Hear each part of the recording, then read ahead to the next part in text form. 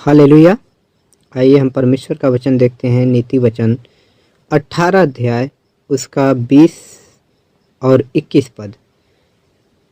यहाँ पे लिखा हुआ है कि मनुष्य का पेट मुंह की बातों के फल से भरता है और बोलने से जो कुछ प्राप्त होता है उससे वह तृप्त होता है।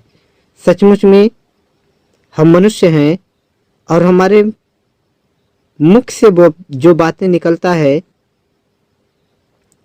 वह फल है, क्योंकि हम जो कुछ भी बोलते हैं अपने मुख से उसी के द्वारा हम क्या होते हैं, तृप्त होते हैं।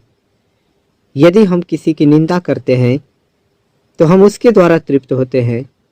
यदि हम किसी को आशीष देते हैं तो हम उसके द्वारा भी तृप्त होते हैं।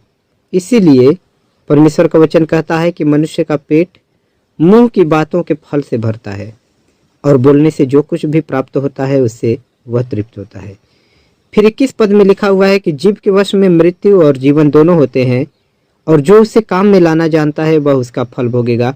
इसका मतलब यह है कि हमारे मुख से जो भी बोलना है, जो भी निकलना चाहिए, वह हमें जीवन देने वाला होना चाहिए, क्योंकि यहाँ पे लिखा हुआ है कि मृत्यु और जीवन दोनों होते हैं। हमारे जीव के वश में मृत्यु और जीवन दोनों होते हैं और जो उसे काम में लाना जानता है वह उसका फल भोगेगा।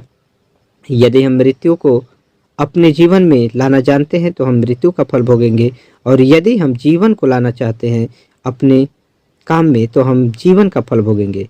तो हमें सोच समझकर अपने मुख की बातों को सोच समझकर बोलना चाहिए, ताकि हमें जीवन प्राप्त हो और उसका प्रतिफल हम पाए।